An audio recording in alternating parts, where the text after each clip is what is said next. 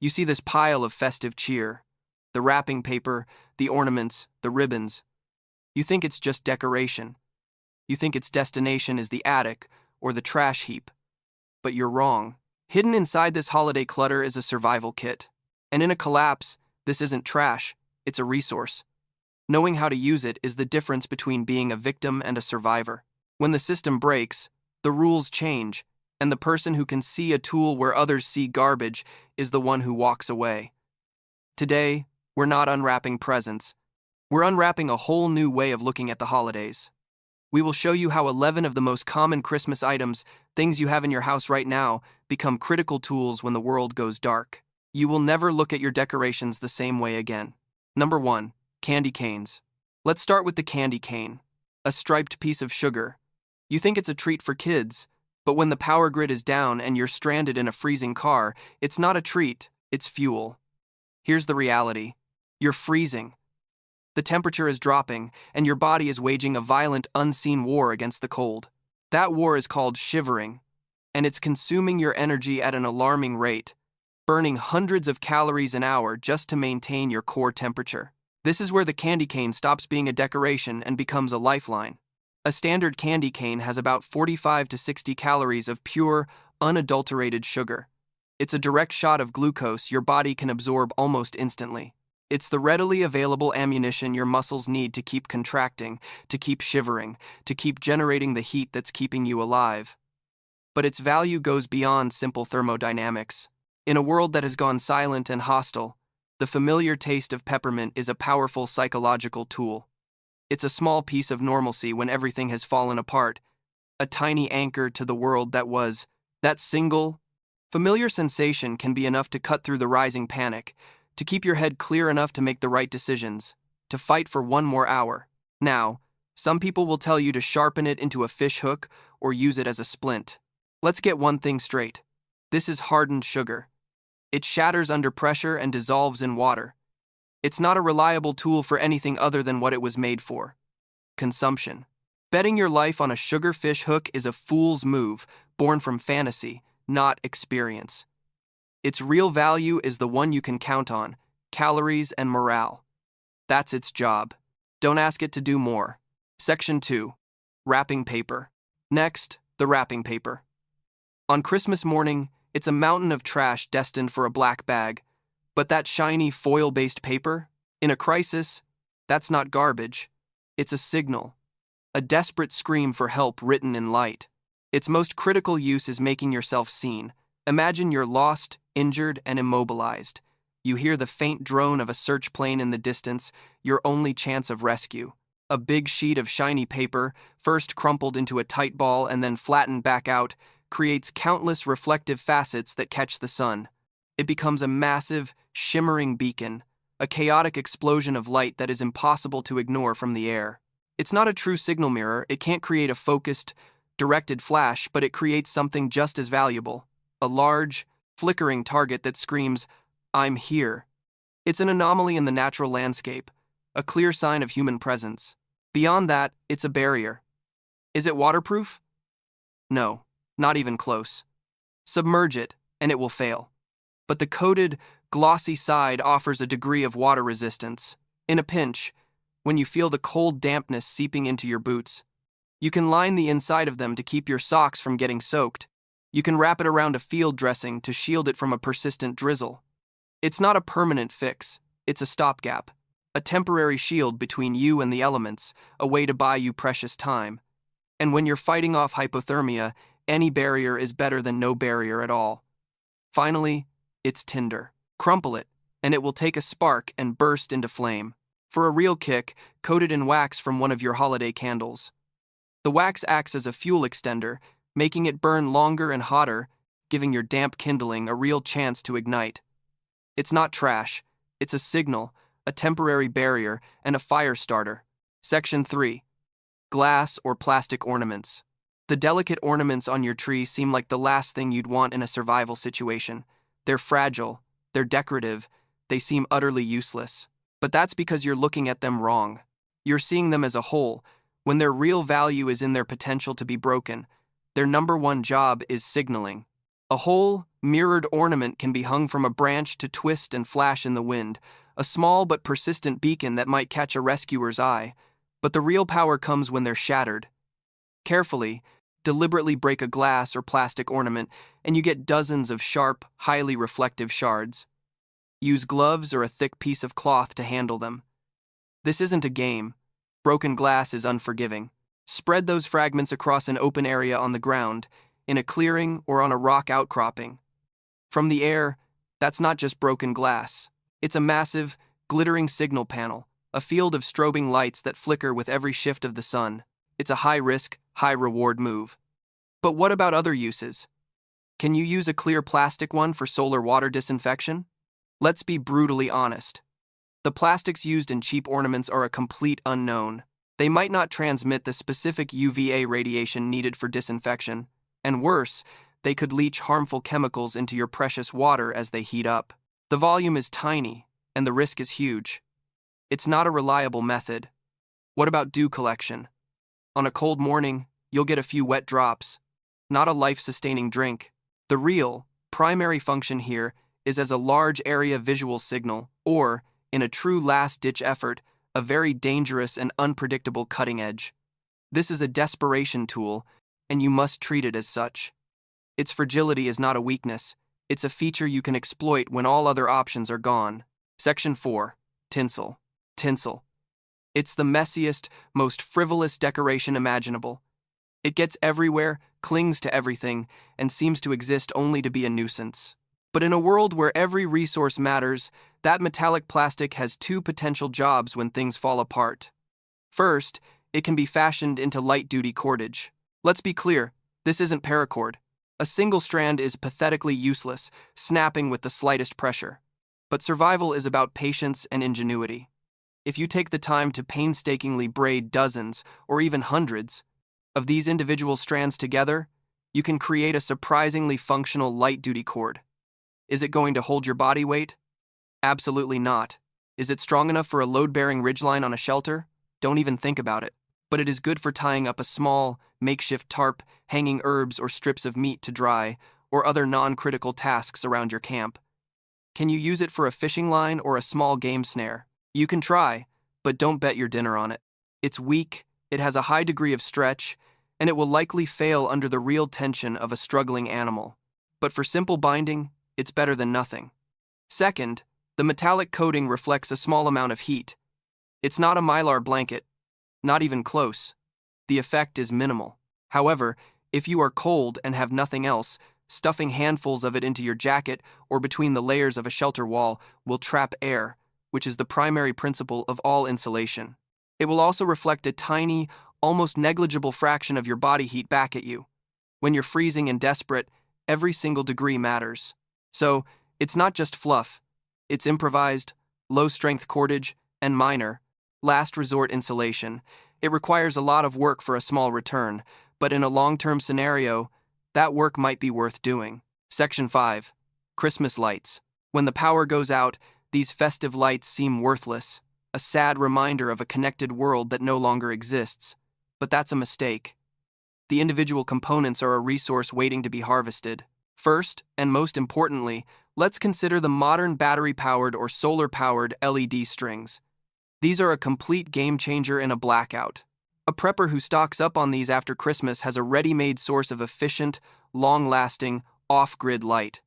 A single string can illuminate a room well enough for movement and tasks for days on a fresh set of batteries, and it's infinitely safer than an open-flame candle, especially if you have children. Solar-powered strings are even better, a completely renewable source of light, night after night, for morale and security. But even the old, obsolete plug-in incandescent lights have incredible value. The wire itself. A single string of lights is hundreds of feet of insulated copper wire. Carefully stripped with a knife or shard of glass, this wire can be used for countless small-scale tasks. It can be used for light-duty lashing, repairing cracked gear, fixing broken electronics, or creating a makeshift long-wire antenna to boost the reception of a shortwave radio.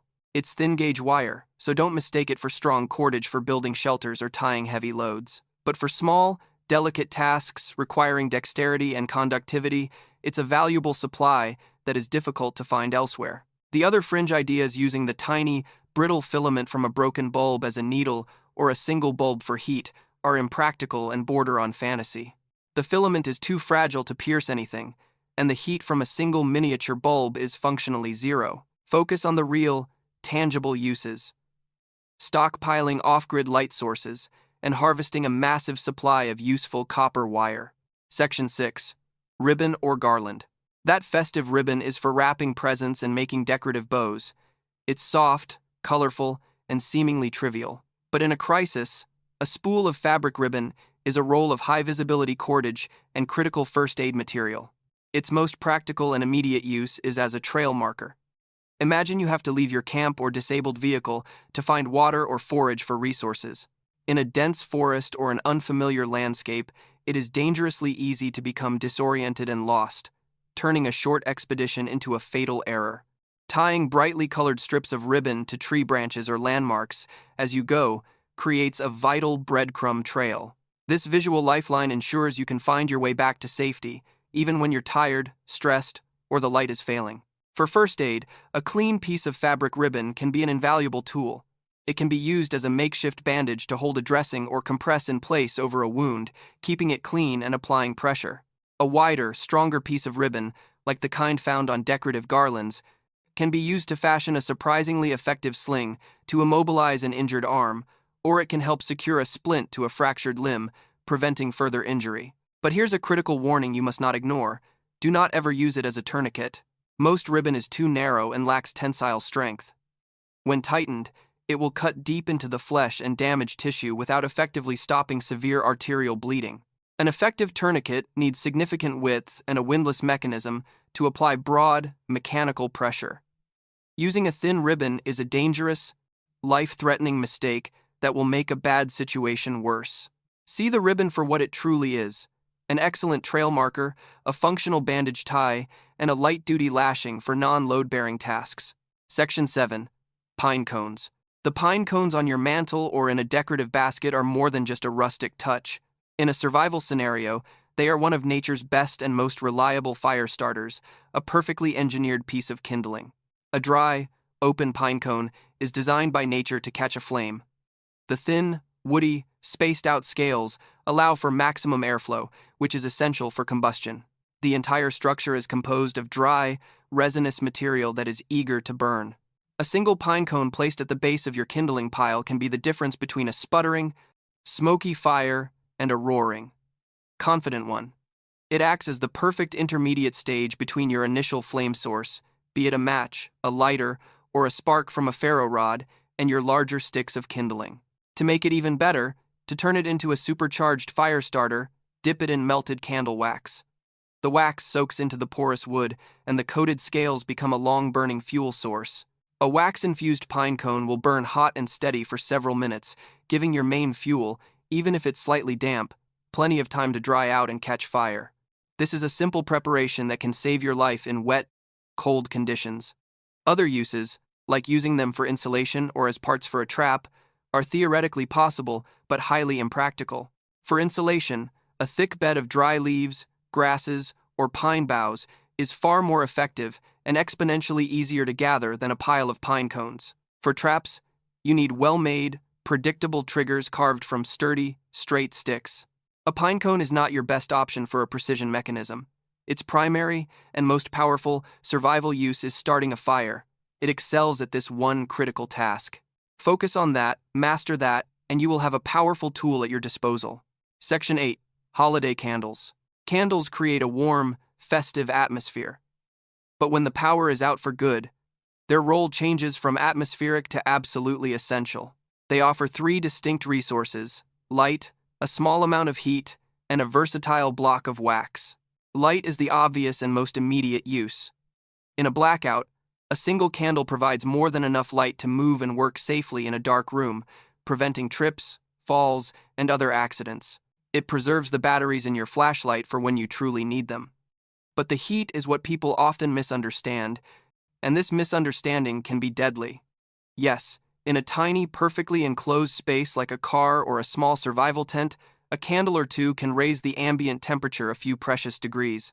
But here's the deadly trade-off: fire risk and carbon monoxide poisoning. In a sealed space, a burning candle consumes a finite amount of oxygen and releases CO, a colorless, odorless killer. You could fall asleep from exhaustion and never wake up. The minor warmth is not worth the catastrophic risk. The wax itself is the more versatile and safer tool. Melt it down to waterproof your matches, ensuring you can make a fire even in the rain. Coat strips of paper, cardboard, or pine cones to create powerful, long-burning fire starters that can ignite damp wood. Use the melted wax to seal a small leak in a water bottle or container, preserving a vital resource.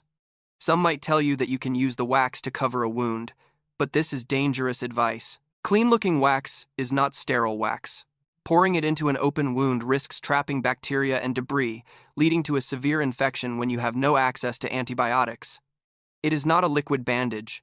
A candle is a source of light and a block of wax for waterproofing and firemaking. Do not rely on it for heat, and never use it for first aid. Section 9. Jingle bells. Jingle bells make a cheerful, festive noise. They are a sound of joy and celebration. In a survival situation, that distinct noise becomes their most valuable asset, transforming from a sound of celebration into a tool for communication and safety. Their main use is as an audible signal. Visual signals, like mirrors or flags, fail at night, in thick fog, in dense woods, or in a blizzard. Sound, however, travels. The high-pitched, metallic ring of a jingle bell is an unnatural sound in the wilderness. It cuts through the background noise of wind and rustling leaves, making it an excellent way to signal your position to search parties. 3 sharp shakes, 3 times in a row, is a widely recognized universal distress signal. Attaching a few bells to your jacket, zipper, or your pack also serves a crucial purpose. It allows you to keep track of your partner or group members in low visibility without having to constantly shout, which conserves energy and avoids attracting unwanted attention. Now, some people will promote them as a bear deterrent. Let's be very clear about this. Many wildlife experts and national park agencies state that bear bells are not reliably effective. The sound they produce is not loud enough to warn a bear from a safe distance, and it can create a false and dangerous sense of security in the wearer. Your own voice shouting, singing, or talking loudly is a much better and more proven tool for letting bears know you are there.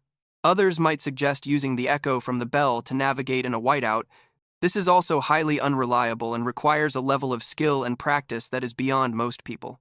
The primary, dependable, and life-saving use for a jingle bell is as a simple, effective audible signal to let others know where you are. Stick to that. Section 10. Cardboard packaging. The mountain of cardboard boxes from gifts is not a recycling burden. It is a treasure trove of building and survival material. Its most critical use in a cold weather emergency is insulation. Corrugated cardboard is an excellent insulator because of its design. A fluted, wavy layer of paper sandwiched between 2 flat sheets. This structure traps a significant amount of air, and trapped air is the very essence of insulation. In a survival situation, your primary enemy is often heat loss to the cold ground, a process called conduction. Laying down multiple layers of cardboard to sleep on creates a powerful thermal barrier that dramatically slows this heat loss, keeping you warmer than almost any other improvised bedding.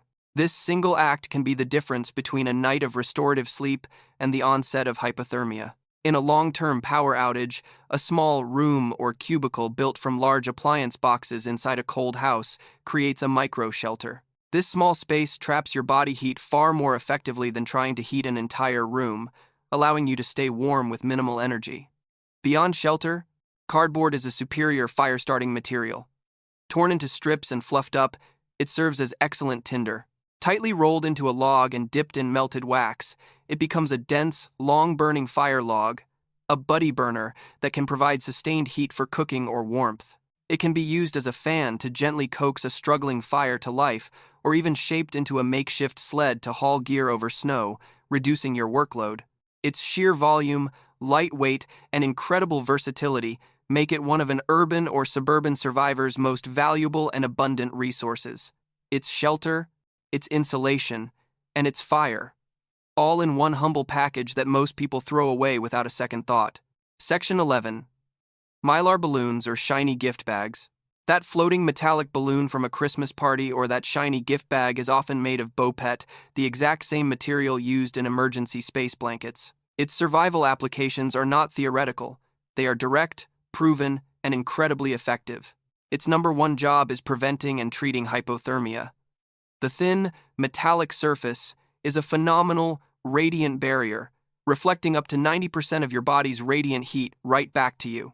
In a sudden cold weather emergency, you can cut the balloon or bag open to create a flat sheet and wrap it around your core. It is windproof, it is waterproof, and it is a phenomenal heat reflector. A large gift bag can be cut and taped to be worn as a poncho or a vest under your clothes, or sealed at the bottom to create a makeshift bivy sack, drastically increasing your warmth and your chances of survival through a cold night.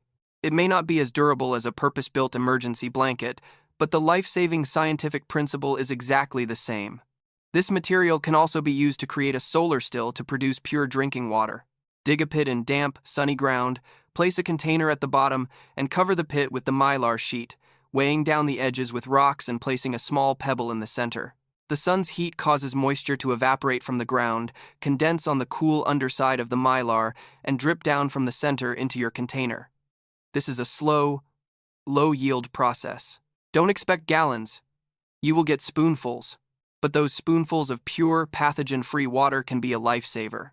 Finally, it's an exceptional signaling device, even brighter and more reflective than foil wrapping paper. This is a high-performance thermal blanket, a potential water source, and a superior signal, all disguised as a disposable party favor.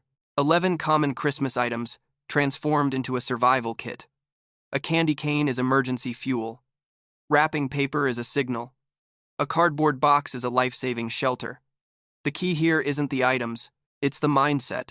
It's about seeing resources where everyone else sees trash. It's about understanding principles, insulation, reflectivity, calories, and applying them to the world around you. Most people will throw this stuff away and then wonder why they're unprepared when the lights go out. But now you know better. You know what to look for. You know how to see what they don't. This is the kind of practical knowledge that provides an edge when things get ugly. I'm not here to sugarcoat anything. I'm here to make sure you survive the aftermath. If you want real tactics that go beyond theory, if you want to be the one who doesn't panic when everyone else does, hit that subscribe button now. Don't wait for the next blackout or the next crisis to realize you should have been watching. Because out there, the price of being unprepared is everything.